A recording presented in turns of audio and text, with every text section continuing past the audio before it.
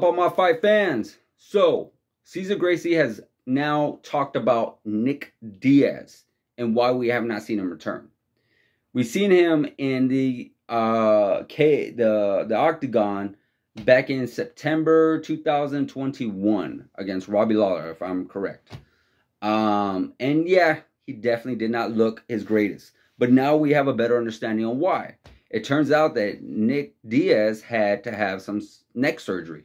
That his neck wasn't the greatest, in the greatest shape.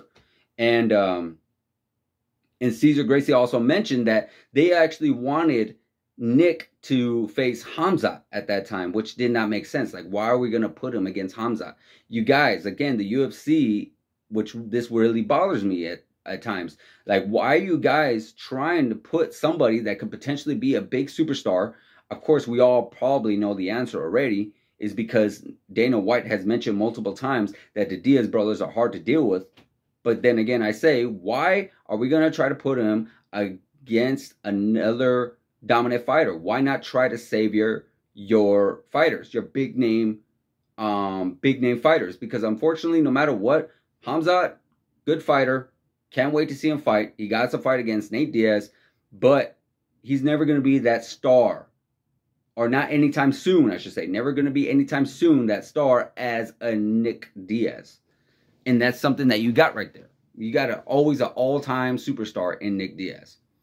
And that goes to show for all your fighters out there that says, oh, well, you know, you got to stay undefeated, or you got to win titles, or you got to do all these other things. You look at Nick and Nate. Both of them don't have a whole bunch of titles. We know that Nick won some at Strikeforce and possibly at Elite XC and such like that. And then we know Nate, only thing I believe he's even won was the Ultimate Fighter. But look at their star power. Look at how big they are. So they don't necessarily need that. They never needed that. So with Nick Diaz out and he finally had this surgery, his coach, Cesar Gracie, had mentioned that he looks at Nick Diaz return early 2023. And my question to you guys is, who do you think we're going to see Nick against? My likelihood, my fun fight for him, either he's going to be at 170 or 185. I always feel like it's a 170 because Nick never seemed like he was the biggest guy. You know, he never, even though he looked really big in that fight with Robbie Lawler, but 185 was never to me his natural weight.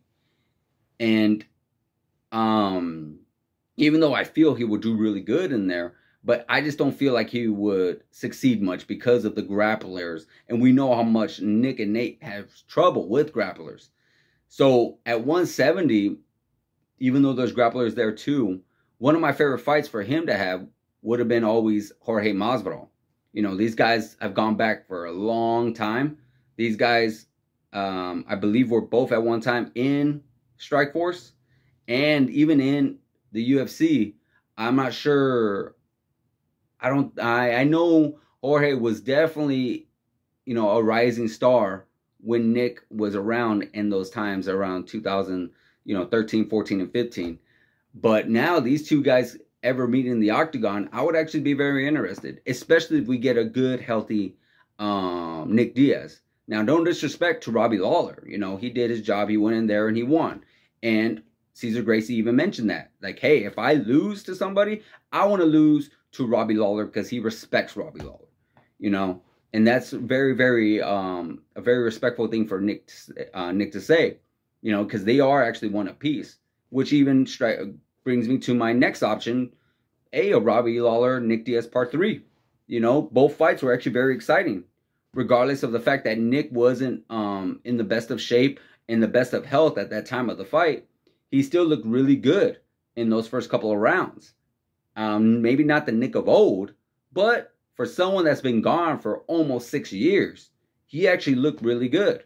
And would you guys deny it? Would you guys say, oh, no, I don't want to see that again? No, not really. You know, because that first fight, definitely a classic.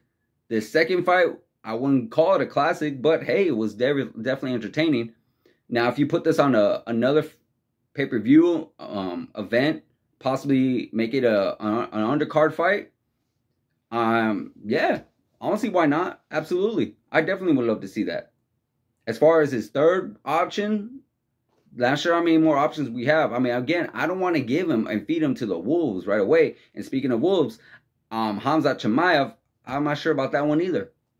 You know, Hamzat, he doesn't necessarily need it. He's already going against a Nate Diaz, which is a good fight for him. But if he wants to be taken seriously, of course, there's always going to be those excuses for him.